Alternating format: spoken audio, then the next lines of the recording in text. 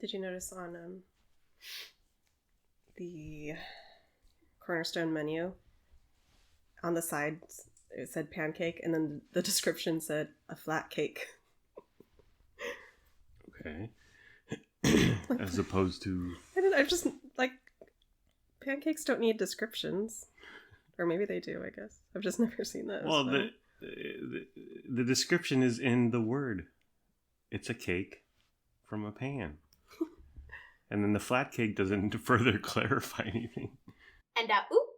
Greetings, Internet. Welcome to But I'm Still a Good Person by Vince Nicholas. I'm Vince Nicholas. I'm joined by my sparkling wifey, Carolyn Nicholas. Good evening. Hello, honey. Thank you for joining me in our bed, in our bedroom, for our little program here. Okay, we watched Matrix Resurrections yesterday. I'll call it Matrix 4. Thank you. Just to make things easier. In Matrix 2, there's Matrix 3, and there's Matrix 4. We watched it yesterday. In a movie theater. In a movie theater. Now, we almost didn't go because we had a long day. There was a lot of driving. The weather sucked. We were in bed. Our tickets were for 3:45 p.m. And at like 2:45, I said, what would be the penalty for canceling these? Like, I understand you lose the convenience fee or whatever. It's $1.75. But could you get the full... we paid $13.50 per ticket. It was... That's the non-matinee price. But we were so close to canceling. But why did we go, honey? Because it was Christmas. Yeah, it was Christmas, and 2:30 p.m. we were snuggling in bed. Yeah. And I think it was hard to get up and go, but I think we might have regretted it if we didn't. Yeah. And we wanted to see it on the theater. We have a fabulous TV here. It's 70 inches, but it's not a theater. And I've been really jazzed to see Matrix 4. I think the last one was 2003, so 18 years, give or take. Okay, so what does the Matrix mean to you in your life, honey? Basically nothing. To me, yes. Oh, okay, sorry. To me, it has tons of meaning. When the first one came out in 1999, I don't remember who I saw it with. I either saw it with Chris Douthit or Grandpa Curtis, my stepdad. You were in college? Correct. At the time? Okay. Yeah. But I don't remember who I saw it with, but I remember coming out of the movie theater and being so pumped because, and I'm not breaking any new ground here, but it was just so different and cool and unique and innovative and special effects and bullet time and coupled with asking what is purpose and corporate greed and consumerism and are we all just machines and what is life and the world is fake, man. Yeah. And it had that and technology and artificial intelligence. So many questions, so many, you felt like you were like getting like some like deep philosophy class while watching a super cool action movie. But I remember walking out of the theater with either Chris Douthit, my old college roommate, or my stepdad, and I was doing this. What am I doing, honey? You're karate chopping your hands? Yeah. Because those I was like, because those action scenes were so cool and just they made me feel alive. Just stuff you'd never seen before, and it was just unbelievable. So I remember coming out like, and I'm not a violent person, but I want to fight someone. I want to kick some ass. I'm ready to kick some ass, and I was doing the martial arts right outside coming out of the movie theater. And then the second one, it amped up the action. And to this day, Matrix 2, Matrix Reloaded, I'll still throw it on our TV because the action, the special effects, it stands the test of time. It's really just the specifically the playground fight scene and the freeway chase scene are absolutely incredible action sequences. And I'll still watch them every once in a while to this day because they're just visually stunning. Matrix 3, I don't remember anything from it, honestly. Neo dies. Spoiler alert. But or does he? But yeah, Matrix has meant a lot to me. Now, you asked ahead of time. Well, I said, hey, should we watch Revolutions, Matrix 3? And you weren't interested. No. I don't care to sit through number 3. I'll rewatch number 1. Yeah. I enjoyed number 2. Yeah. I don't care to watch number 3. Yeah. It was a busy week. It was Christmas, leading up to Christmas. We had a lot going on. Yeah. I did not want to sit down and rewatch a movie I've seen before, or watch a new movie, Matrix 3, I hadn't seen. It's on Hulu, and so Thursday morning, was I off? Were we off? No, Friday morning. Friday morning. I woke up early, and I skipped to the very end, the Smith-Neo fight, and still just visually incredible. Of number 3 you watched? Yes, of number 3.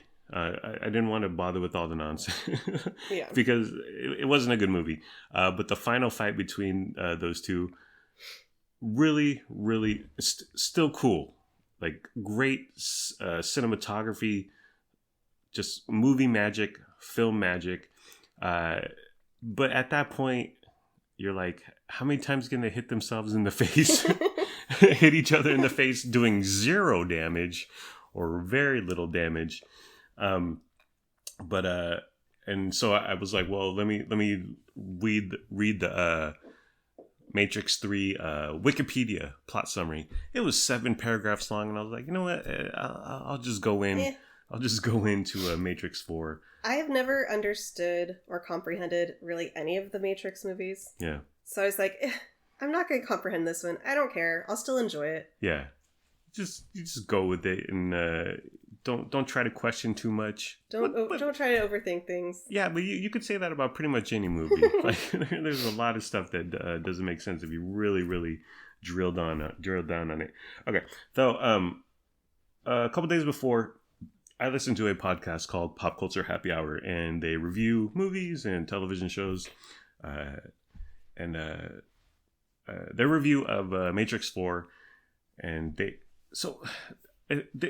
I want to go into like film criticism, what I think is wrong with film criticism. So they go in and they're like, oh, we're not going to give any spoilers. We're not going to give any spoilers. We're not going to give anything away. But here's how the beginning, the premise, the end of Matrix 4. Neo is a video game designer, and he designed video games called The Matrix.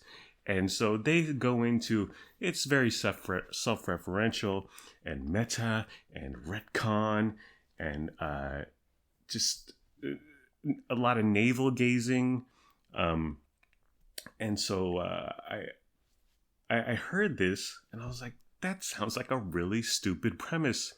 Unbelievably stupid premise. Like,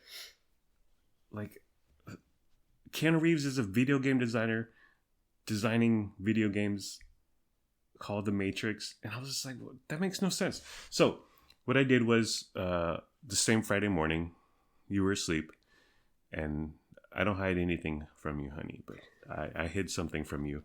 You immediately confessed, though. Yeah. I threw on the first half hour because it's on HBO Max. I threw on the first half hour of Matrix 4 to see what they were talking about. Can this possibly be true? Yeah. Like, what's up with all the the Pop Culture Happy Hour, they're playing clips. There's a lot of the same action sequences, a lot of the same beats. And I was like, what's going on here? Why would Lana Wachowski do this? Or I didn't, it sounded, I was like, no, this sounds so dumb. And it sounds just so far from what The Matrix is/was, and why I loved it, why a ton of people loved it. So I threw on the first half hour, and I was just like, this is so stupid, unbelievably dumb. And I was like, oh, I can't believe I spent $30 on 2 tickets for this stupid movie. And I was just in disbelief. And I was like, how is this greenlit? Why did Lana write this? Why did Keanu sign on to this? Why didn't the Warner Brothers stop this? Or say, come back with another draft? That's another reason you were like, when we were laying in bed with a half hour before we had to leave, and you were like, should we even go? Yeah, yeah. And so my bigger point about film criticism is that, and we'll go into it more in depth, but the turn, the payoff, the spoilers, what actually happens is so different than saying, oh, Neo is a video game designer and they play clips from The Matrix and The Matrix 2. And it's a lot of navel gazing and what's the word? Ooh, starts with a R. And oop. Rehash. So the Pop Culture Happy Hour and many reviewers, critics, they say, we don't want to give spoilers. But when you don't give away spoilers, you hear I heard the premise. I was like, this is dumb. I watched the first half hour. I was like, this is beyond idiotic. I cannot believe this is a movie. But when we watched it, it's a fantastic movie.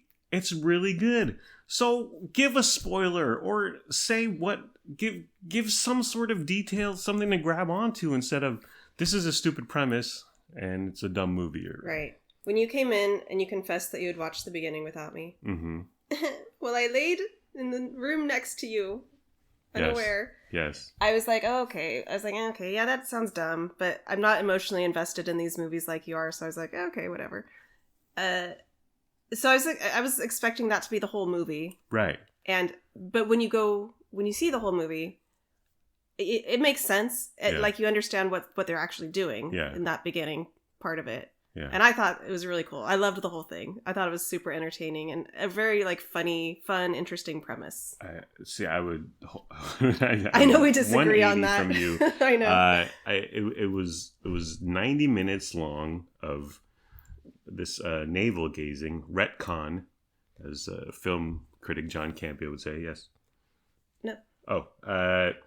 So, what it comes down to. This is my review in summary. This is crystallized right here. This sentence, honey. The Matrix is a love story. What did I say? The Matrix is a love story. That's interesting because how long have we been talking now, and this is the first you're mentioning of a love story. I'm like Lana Wachowski over here. The Matrix is a love story. So, first Matrix. Like I said, questions about AI and consumerism and having a dead end job, blah blah blah blah, and super cool action. But in the end, it was about Trinity and Neo. It's a love story. Now, number 2 amped up the action by 100.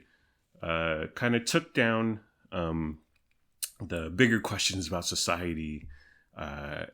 And also, the love story took a backseat. Number 3, I can't remember. But number 4, when it gets to the love story, and it takes 90 flipping minutes to get to the love story, that's when it comes together. Okay.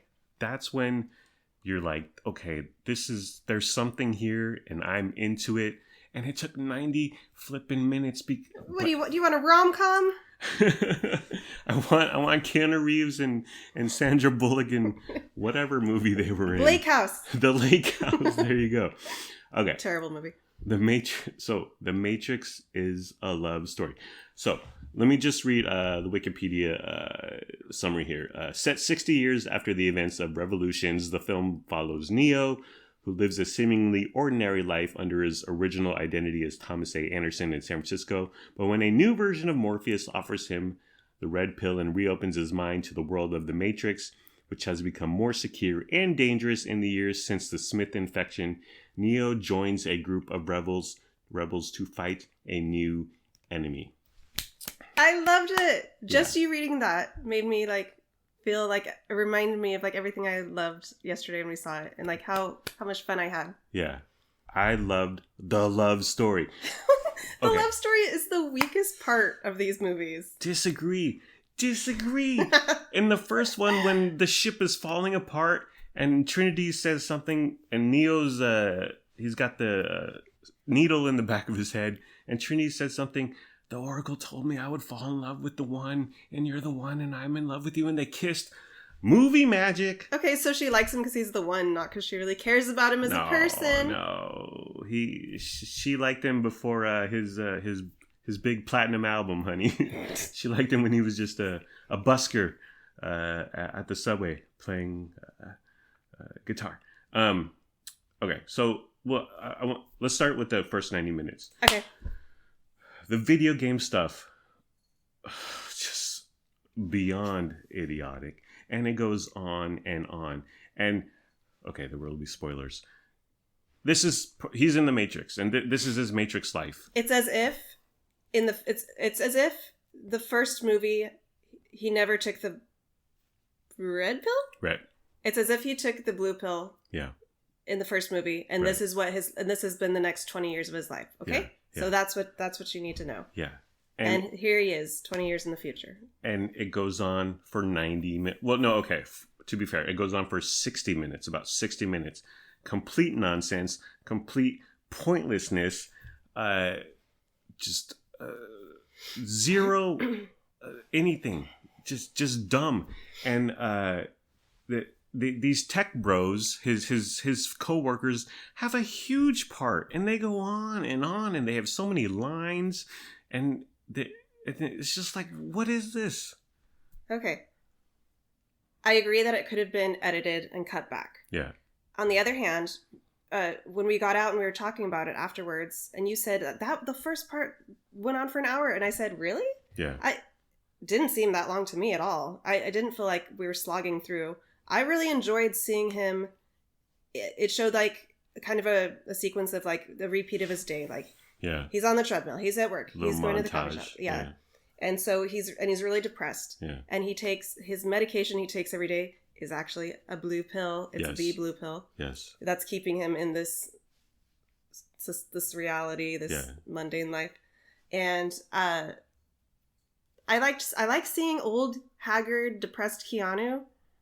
Really? I didn't. I like him. Yeah. I liked seeing. This is what. Whatever his real name is, John. Keanu Reeves. This is what Neo would have happened to him if he hadn't got out in the first movie. Oh, Thomas Anderson. Anderson. I thought it was a realistic projection of where this character would go. Yeah. And he's making this video game. It's a trilogy of video games he's made. It's the first 3 Matrix movies. Because he has all these dreams and these memories, and he doesn't realize... Yeah. That they really did actually happen and they happened in his past, but he's forgotten. Yeah. And so he has all these thoughts and memories, and he's a computer guy, and he needs to process them and get them out. Yeah. So that's like an outlet that he's trying. He's like confused. What's real? What's fake? Is this a memory? Am I going crazy? I thought that was really interesting. I disagree wholeheartedly. Well, first. The haggard Keanu Reeves, he looks like John Wick. Okay, and he looks like Keanu Reeves. He looks like Keanu Reeves. He looks like John Wick. Long hair with the beard, and he eventually gets re-entered into the world, and he looks like Neo again from the Matrix.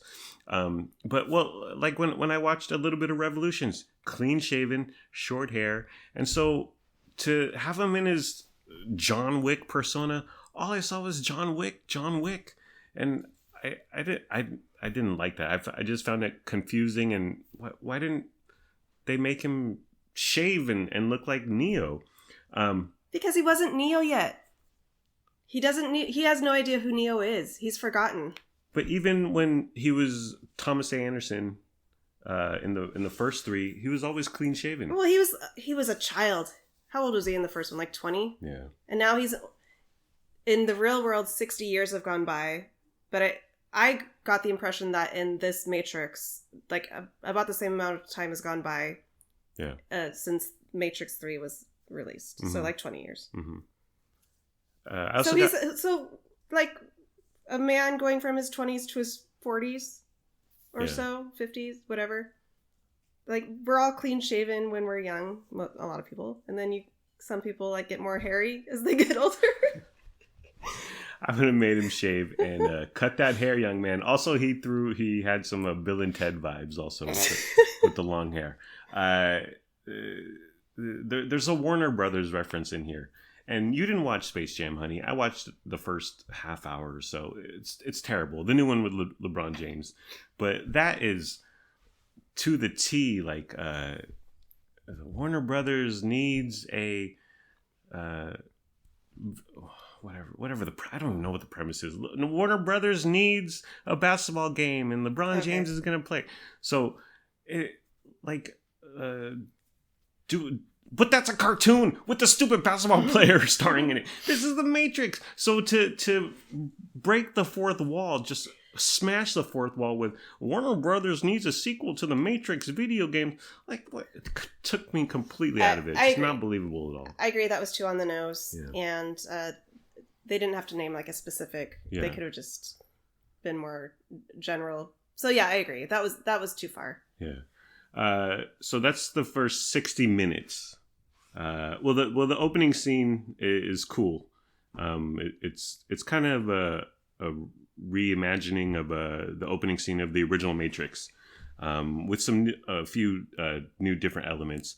But the first 60 minutes is him as a video game designer, and his coworkers are annoying, and you don't know what's going on. Everything's convoluted. It's confusing, and it's pointless. The Matrix is a love story. Barely. Get to the love story. I feel like the love story is shoehorned in at the end of every Matrix movie. No. You know what? The love story in this Matrix 4, the love story is the first time I've liked it. And then I've liked the two of them together, and I was rooting for them, and I cared at all. This is the first movie I've cared. Yeah. And I thought their love story in this movie was very strong. It was enjoyable. It was strong in the first. I've seen the first many times. Okay, I've seen it 1.5 times. Trust me, it was strong in the first. Okay, so there's 60 minutes of just nonsensical mishmash of crap hijinks. Yes. I think this was in the first 60 minutes. I really liked when Morpheus first introduces himself to, I almost said John Wick, to Keanu. And he's wearing that orange suit. Do you remember that scene? Yeah. Did you like that scene and that whole thing? Yeah. That was in the first 60 minutes. Yeah. Well, there were moments of coolness, but okay, so there's 60 minutes of that. And then enter an aged, elderly Jada Pinkett Smith for a Red Table Talk for another half hour. And she goes on and she talks, and she's older now and she talks super slow. And I half expected Will Smith to pop out of a mirror and begin talking about how in 2006 they cheated on each other in their marriage. And she goes on. So this is 90 flipping minutes.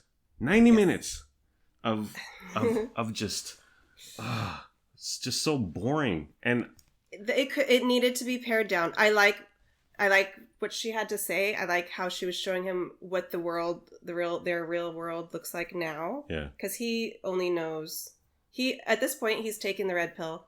Yeah. He's left the Matrix where he's a video game maker.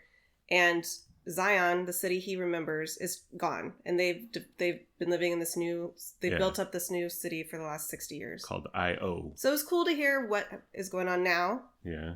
And I thought their world was interesting. It's a better place than Zion ever was. But it could have been pared down by at least 60%. Yeah. Well, honey, some movies are 90 minutes long. Okay? Every movie should be 90 minutes long. So 90 minutes of not what the Matrix is, not Matrix magic. I was this close to asking if you wanted to leave, because I'd already watched the half hour at home. We're 90 minutes in, and we wanted to get Chinese food after, which was a whole nother story. But I was so close to just walking out. I'm so glad you didn't say anything. I know. Because I was enthralled and I was having a darn good time. Yeah. Yeah. The entire thing needed like 45 minutes shaved off. Yeah. It was too long overall. Yeah. I totally agree with you on that. Yeah. And then, yes. What happens next? 90 minutes in, things begin to happen because it focuses on the love story. Neo needs Trinity, wants Trinity, has to get Trinity. Trinity's stuck in the Matrix. She has a different identity. Yeah. That the Matrix has given her. So she doesn't know she's Trinity. Yeah. She doesn't know who Neo is. Yeah. Etc. So he wants to get her out. Yeah. And that's when things start happening. They have a plan. They have a mission. They have a plan. They have a mission. They have a crew. They have a purpose. And the Matrix is a love story. So when it gets to the love story, Matrix mania happens. Okay, so it took 90 minutes to get, and then the movie's about 2.5 hours. So the last hour is film magic, cinematic, peak Matrix goodness, and I was into it, and I loved it, and it was a hard 90 minutes to slog through, but the last 60 was so worth it, and I was like, okay. Thank you, Lana. Thank you, Keanu. Thank you, Warner Brothers.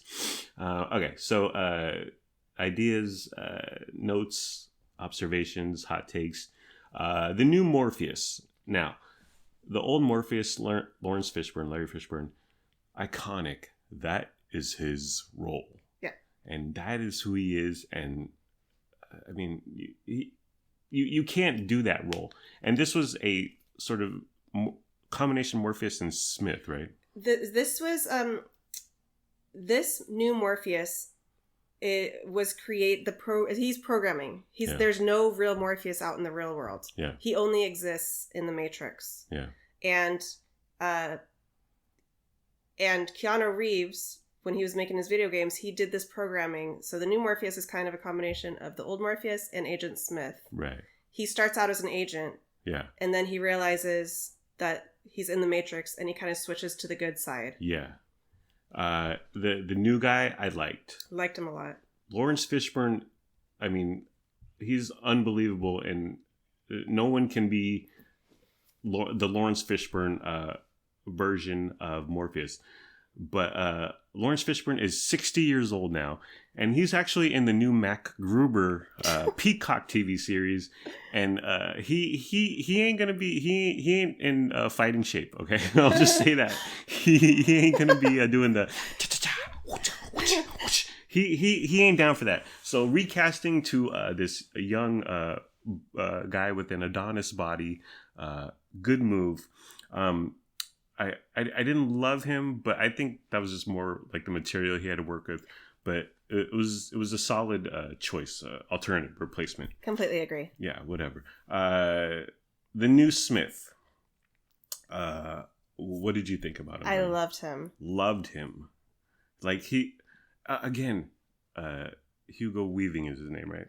No. Hugo Weaving's in the original. His name is Jonathan Groff. Oh, you're I'm sorry. No, the original Smith, Hugo Weaving. Right. Sorry. Again, just like Lawrence Fishburne as Morpheus, Hugo Weaving, Mr. Anderson, and he plays the part so well, and you will not find an equal.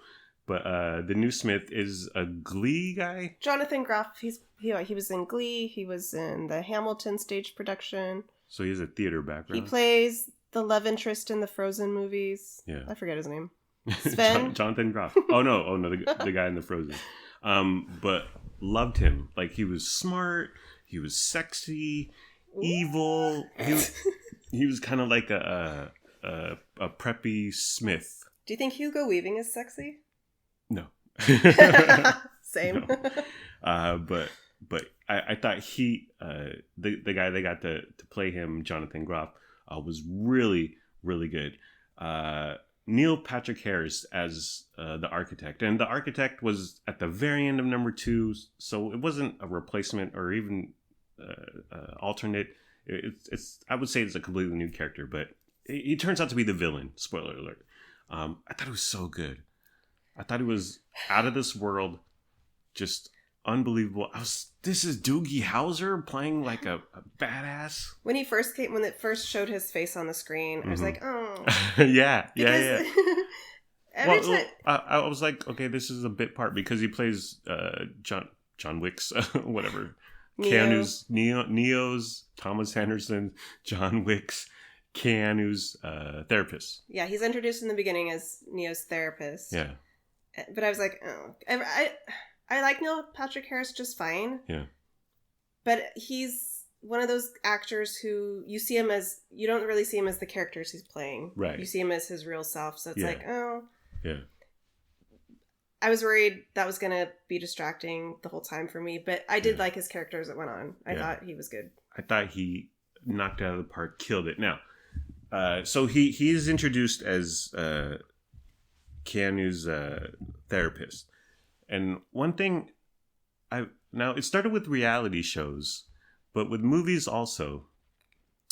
Back in the day, I noticed that watching a reality show, when a character, an actor, a person in a reality show would go to their therapist, psychologist, psychiatrist, whatever you want to call it, I always fast forward to that crap because it's completely staged. It's completely fake. There's nothing going on. And I would be so bold as to say that when they have clips of them talking to a therapist, it's just to make the episode, to make the 22-minute requirement for an episode. That's funny you say that. I am so irritated at therapy scenes in movies and TV shows too. Yeah. I can't stand them. They feel so inauthentic. Yeah. And the therapist is always like some soft-spoken sage. Right. Like, that's not... I've never experienced any therapy that's like that in real life. It's irritating.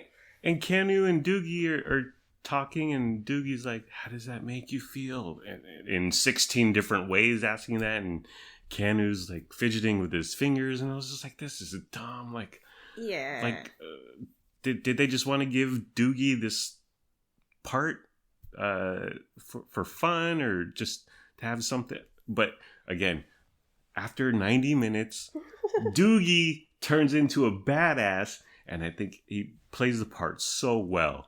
Like he nails it on point. Really liked his turn as the architect. There was a chubby video game coworker of Keanu. I just thought he looked like a young Chris Farley. That's all I have to say about that. The effects. Some effects were good, but some were just like low end, cheap, bad.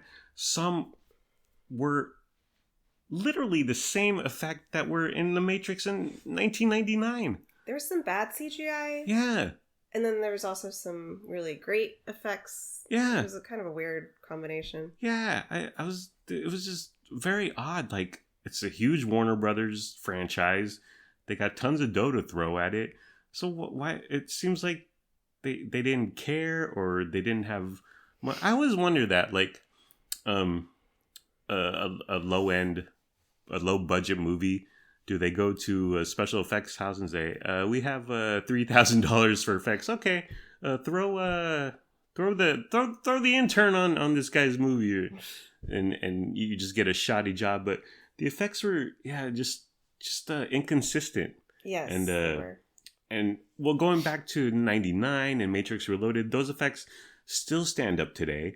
And the stuff in Matrix 4, like some of them weren't even as good as the stuff in 99 or Matrix Reloaded. So just odd. Also with the fighting, so the effects were just odd. Some of them bad. The fighting. Now some scenes they're recreating, so they're literally doing the same moves, but some of the new fighting, it's essentially the same choreography as 20 years ago, and they're doing the same moves, and it's like it was just very odd. Like Shang-Chi, which we saw this summer, like that fighting was so cool, and it's inspired from The Matrix. And here comes The Matrix 4. with nothing new, like nothing new on the game. And I thought about like choreography. I think, okay, Michael Jackson, super good dancer for 1980, whatever, for. And then NSYNC, and I'm picking and choosing here. These are the first three examples that come to my mind. NSYNC comes out with the I Want You Back. And we watched their video. And that choreography is super good. It's like it's fast, it's complex. So they could do the Michael Jackson stuff, but my point is that choreography has changed and it evolves. Yes. And then like today BTS, they're doing stuff that NSYNC couldn't do, and things you can't do the same thing 20, 30 years later. Yeah, here we are in Matrix 4 with the same. So did they hire the same guys and they just didn't have time for rehearsal, or didn't have the mind to come up with something new, or they just didn't have the effort, wherewithal to do something different? It would have been nice to see some new, and it's like you don't have to reinvent the wheel here. Yeah. You don't have to like blow our minds. You just have to be a little different. Yeah. Just shake it up a little. Right. That would have been nice to see. Just a little bit different styling, a little bit. And I know it's like at one point Neo says, I still know Kung Fu. Yeah. So, okay, within the Kung Fu world, maybe you can... What are real Kung Fu people doing these days? Yeah, right. Look at Shang-Chi, which was inspired by you. Maybe Lana should have... hire the groundbreaking fight choreographers from 1999, and then maybe after a couple weeks, Lana should have been like, we need to up our game, up our ante, because I don't want the same thing. It's just lots of retread happening there. They played a lot of clips from Matrix 1 and 2 mostly. They showed a lot of clips. Too many. They showed way too many clips. Like, we would have got it without. Yeah. You could have sprinkled a few in there, but it was overkill. And most of them were in the first 90 minutes, by the way. But it made me think of you remember sitcoms, honey? You remember television? Remember network television? Situation comedy? Yes. But once a season, usually the penultimate episode of the season, they would do a clip show. So, like, the actors would come out. I hate those. Everyone hates them. Exactly. but it made me think, like, the actors would come out, and they wouldn't be their characters, but they would be their characters, and they would have this oddly staged dialogue, like, hey, we're just hanging out. We're our characters, but we're very casual about being our characters. And here's when Ross wore some leather pants. They're having like a really stilted dialogue, and it's like, remember the time we all went to Rachel's house? Yeah. Well, you know what? Just like the therapy crap, they needed 22 episodes. They're like, we can do a clip show. We can do a best of, and we can make the 22 episode requirement. The train scene, you liked that, right? It was fine. I didn't. The CGI was a little bit bad, but other than that, I was like, okay, this is fine. This is good. It was It was just hated it. It was not what makes the Matrix great. I think you said, and I quote, "A machine gun in a train." Right. Super tiny claustrophobic space, and you got machine guns. Okay, that doesn't make for very good action. Mrs. Nick Jonas, when she shows up and she has a plan, then the movie starts really rolling. Keanu's performance, I think, so going back to the first 90 minutes, I didn't like some of his, the way he read his lines, and I realized it's poor material he's working with, but I felt like he didn't feel Lana's first 90 minutes of this script. This man cannot deliver a line to save his life. And that's been true in every movie he's been in. That was true in Matrix 1. And whatever this man is saying... even Bill and Ted's Excellent Adventure? Any line he's saying is so it doesn't sound natural. It's so stilted. Like, his pacing is odd. Why did you go there? He's a bad actor, and I love the man. I love him. I love everything he does except speak. Yeah. Well, I would say his performance really, it's just noticeably bad. And I think Keanu personally, in his head, knew that the first 90 minutes of this script or whatever, the first 100 pages of this 200-page script was crap. I disagree. And he didn't know how to play it. I think he was down digging it. I think he liked it. He was on board. And he had crap material and he tried his best, but just a lot of just odd choices and misses. But again, it is crap material. I've been seeing criticism, and by saying I've been seeing criticism, 3 people on Twitter. So his power is that he can push his hands out like he's a preacher, and he smashes cars, and he can make guys fly 100 feet away. It's also like a shield. And block. And there's been criticism that they go to it too often. I can see that, but on the other hand, well, just like with when I watched the end of Matrix 3, how many times can these idiots hit each other in the face and doing very little damage? It gets old. Yeah. And you want to do something new. So his power or whatever, it's kind of dumb, and it gets played really quickly. On the other hand, do you want 15 minutes of him pow pow pow pow hitting people in the face over and over and over? The last action scene, it just wasn't good. Trinity's on a motorcycle and they're riding through the city streets, and mayhem ensues and blah blah blah. But it's hard to end a movie. But yeah, it just didn't ring. It didn't ring for me. It didn't slap, as the kids say. It wasn't hitting.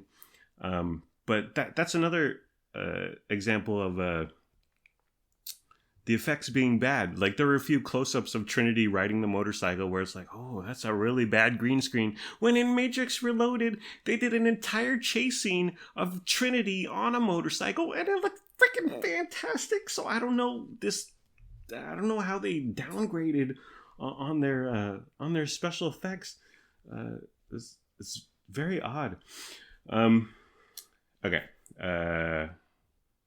One thing we did, because we watched it in the theater, then we came home and we watched it on TV, and I thought, this is amazing. Like, we watched a movie in a movie theater, and we come home and we could throw it on the TV. It's an amazing time we're living in. Can we talk real quick about how hot Carrie-Anne Moss and Keanu Reeves are? Yeah. They both looked so good. They both look great. Carrie-Anne Moss specifically. Keanu Reeves, he did the John Wick thing. I like the John Wick look. I like it, but it's John Wick. It's not Neo.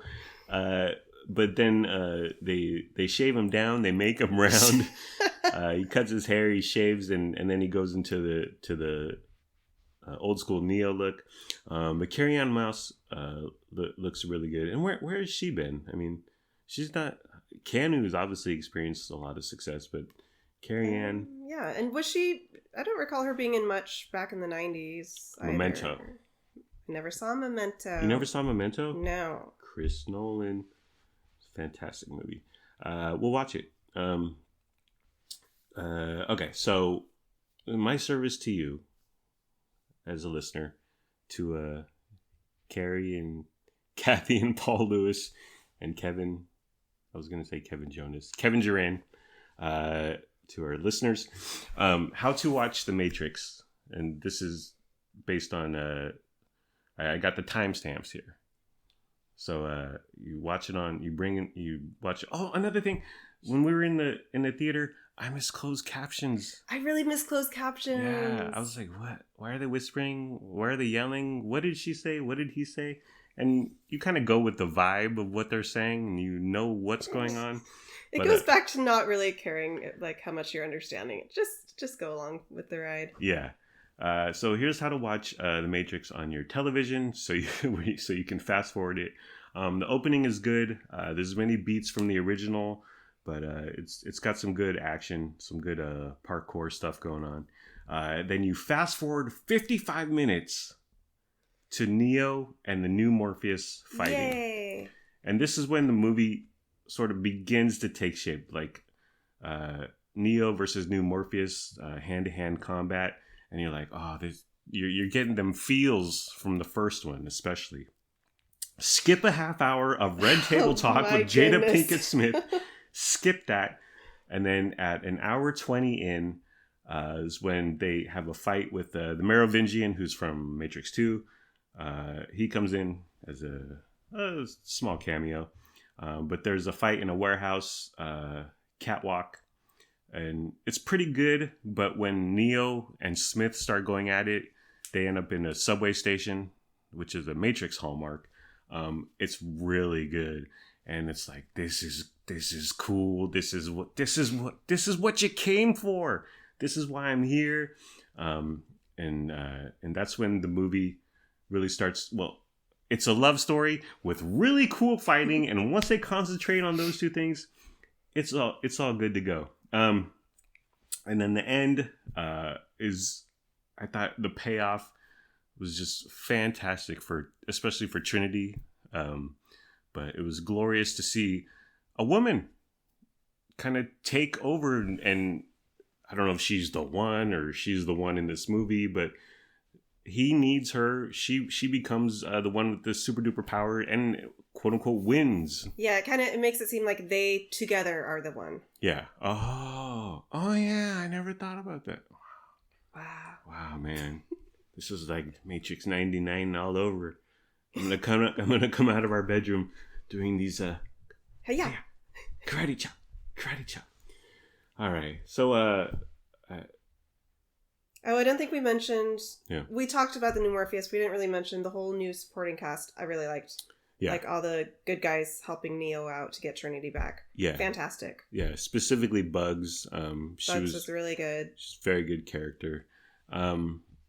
Yeah. I wonder if this world is going to continue with, Bugs and new Smith and new Morpheus. I think it'd be good. Yeah.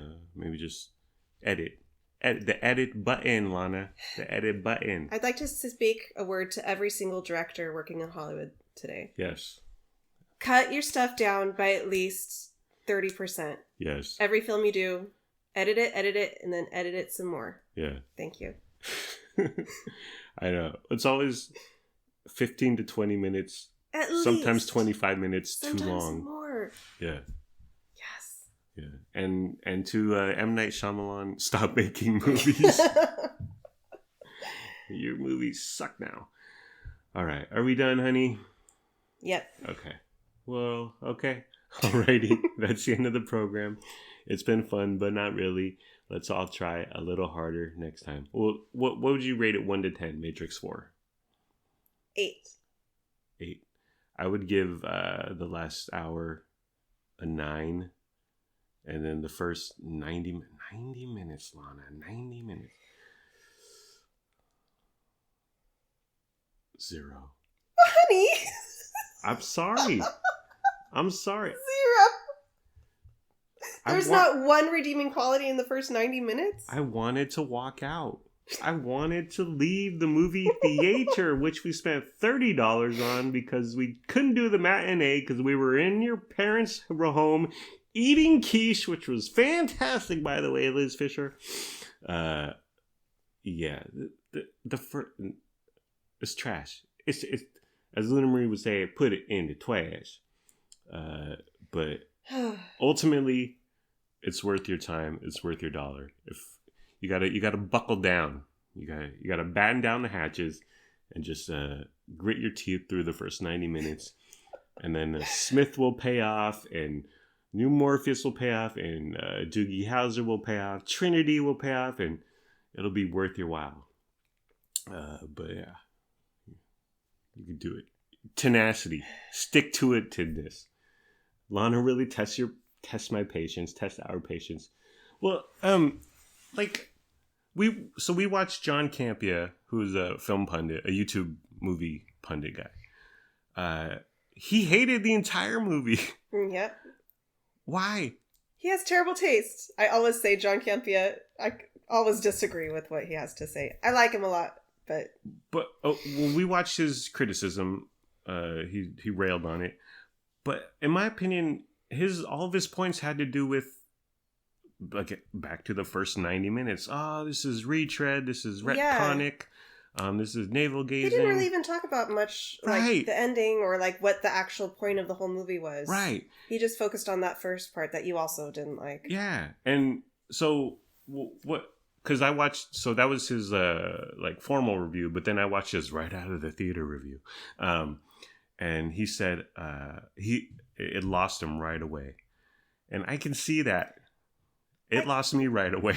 I can see that, and it continued to lose me for an hour and a half. I can see that. It's very jarring. It's very different from what the first three Matrixes are. Yeah. Yeah. And why Lana decided to jar us, I have no clue. She's just having a laugh. But once you get past kind of the shock of what's happening, I dug it. You did. I was on board. And then, like I said earlier, then you can, once you get going, you can kind of look back and see like why that was happening. Yeah. And what was going on. Yeah, I mean, with Smith and Neil Patrick Harris, they needed to have moments in the first 90 minutes that sucked, but it does make sense, or quote unquote, you see why it does pay off. I think stick to it. Again, I gave you the template. Watch the first scene, skip forward to Neo versus New Morpheus, and then fast forward past Red Table Talk, and stop it when you get to Mrs. Nick Jonas, and then watch to the end. Why? Right? That's when the plan comes together and they start their mission. Yeah. Well, that's when it really takes form. But right before that is the fight scene with the Merovingian and Smith. Oh, right. So that's some good stuff. But anyways, I would say recommended. But it's gonna suck the will, your will to live, suck a little life out of you, just like that machine in Princess Bride that turned it up to 50, and Wesley was hooked up to it. Suck the life out of you. Alrighty, well, that's the end of the program. It's been fun, but not really. Let's all try a little harder next time. Like, comment, subscribe, follow, review, and rate, or don't. Do whatever you want. You're a grown-up. Make your own decisions. Do what's best for your family. Please be sure to use our promo code for Manscaped. We don't have a promo code for Manscaped. By the way, your dad got a Manscaped DOP kit travel bag. Yes. For Christmas. And as far as I know, Manscaped, because they do a lot of podcast ads, and they're very ribald. They're all about hygiene in your special area. Manscaping, if you will. Yes. And so when I saw that with your your dad having a Manscaped bag, I was like, ooh, Alan Fisher. But anyways, goodbye. I love you. We love you. We hope you have a good day today and tomorrow. And sure, I may have watched half an hour of a movie by myself in secret that I was going to watch with my wife, but I'm still a good person and we're still good people. Thank you for listening. Thank you for your time. I hope you have a wonderful day/night. Bye-bye.